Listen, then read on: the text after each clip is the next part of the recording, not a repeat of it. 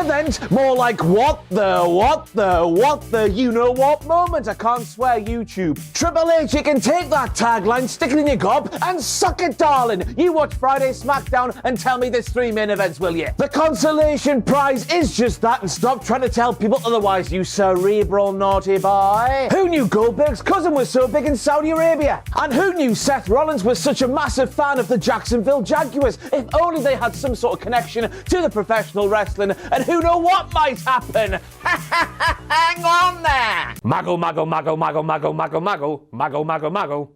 Direct quote from Maggle Cole this time when he says, "This match is for the World Heavyweight Championship. Both Seth Rollins and AJ Styles have promised this will be the working man's championship." Can you believe it? They're not even trying to hide the fact this is a secondary championship brought about by a massive whoopsie they did with the Boot King at WrestleMania 39. The working man's championship is literally what people have been saying about the Intercontinental Championship, a secondary championship, for the last 30 pissing years. It's like saying finger licking good. Two different things can't be the same thing, and there's levels to this game. Dun. Seth Rollins hurts his left knee off a suicide dive, but the replay Kevin Dunn chooses to show shows his right knee landing at a funny angle. And we all know why this is, don't we, kids? Kevin Dunn's 2 front teeth were joining in Seth Rollins' theme conductor gimmick thing, meaning they were going right in front of his eyes because they're so bloody big he couldn't even see his own bollocks. Not his actual bollocks, the bollocks he put on the screen. In this moment right here, Seth Rollins, the commentators claim, was aiming for the head, but he stomped the hand. And I know this is crap because that's like me aiming for the head on COD. I get anywhere but the head, and that's because I'm crap at COD.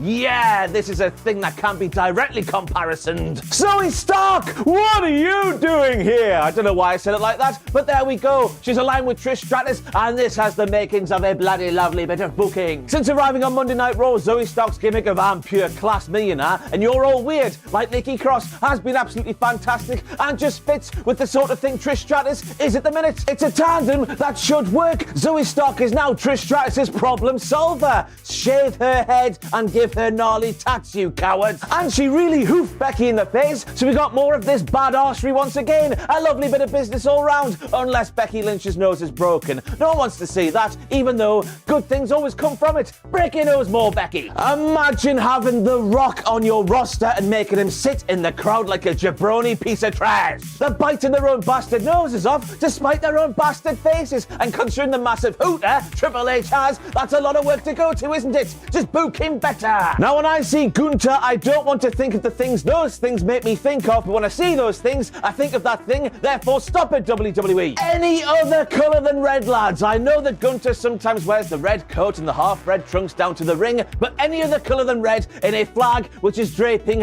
in that kind of manner with that little circular design in the middle of it, it would be lovely. And in my opinion, Gunther is so terrifying he doesn't need any of this, whatever the bloody hell that is. What is it? It's bollocks, let me tell you. He shouldn't have any thrills or spells. Just slap people in the tits, man. That's all you need to do. Especially when that bollocks there makes you think of bollocks that isn't even related to his bollocks. Shades of the Great Muta, some might say, but I would say that's more akin to that big bastard in the honeycomb maze on Takeshi's castle. Blow in the hand, rub in the face, death. And the best bit was Asuka wore different tape on her mittens, which she doesn't normally wear, because she knew the mist she was going to put on there would melt her normal biker gloves. As AJ Styles said all those years ago, it's the little thing.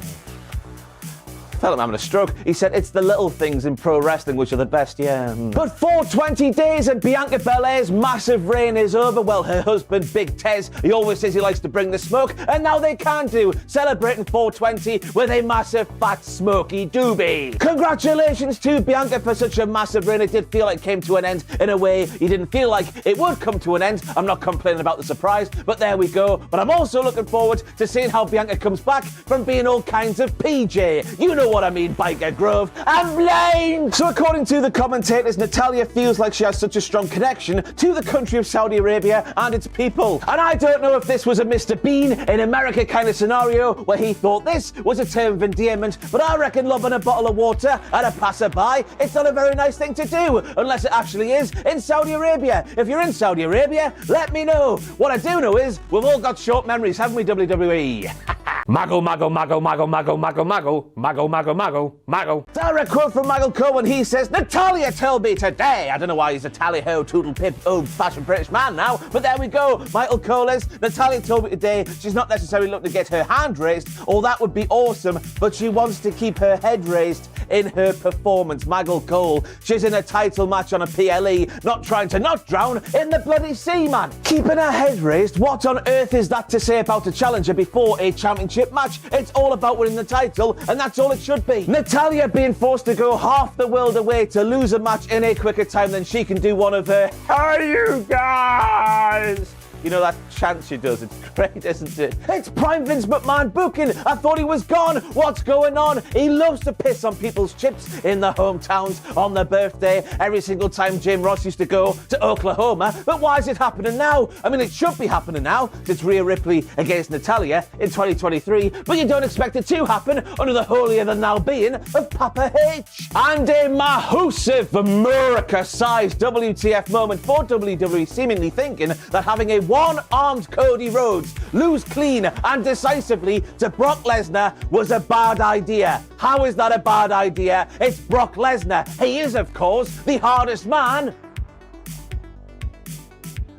in the world. I tell you, man, that first Kimura Brock Lesnar had locked on Cody Rhodes, it took the absolute piss. Cody Rhodes' arms are not made of the same stuff as Stretch Armstrong's. He's got to be tapping out. Surely it was a bit too unrealistic for me. The Bray Wyatt's not there at the minute, so this is as unrealistic as we're getting at the moment. Even with America pulsating through his veins, being the hero we all need, he's allowed to tap out, man. We wouldn't think any less of him, surely. Well, I guess that Solo isn't so much of a Sikoa guy anymore, everybody, because Paul Heyman announced him as just Solo. And I swear stealing surnames is very much a Vince McMahon thing. He likes to put them in his pocket and do something weird with them. I don't know. Let's stop talking about him. Anyway, it's another thing you wouldn't expect to see under the holy being that is Papa H, but it did happen. I'm doing what you should be doing a long time ago, James Uso said to Jey Uso, and amen, sister, praise be. Let's go. Jey Uso should have done this a long time ago, but he didn't because he's a little bitch, as detailed in that wonderful video there. But since he is too much of a little angry, confused bitch to do anything about it, Jimmy Uso was there to be nobody's bitch and be bitching as he turned on Roman. Up the Usos, down the tribal queef, and then we end the entire thing with Jay giving us another small WTF moment, but you can't understand it because he was crapping his pants at the top of the ramp, even though Jimmy clearly said to him,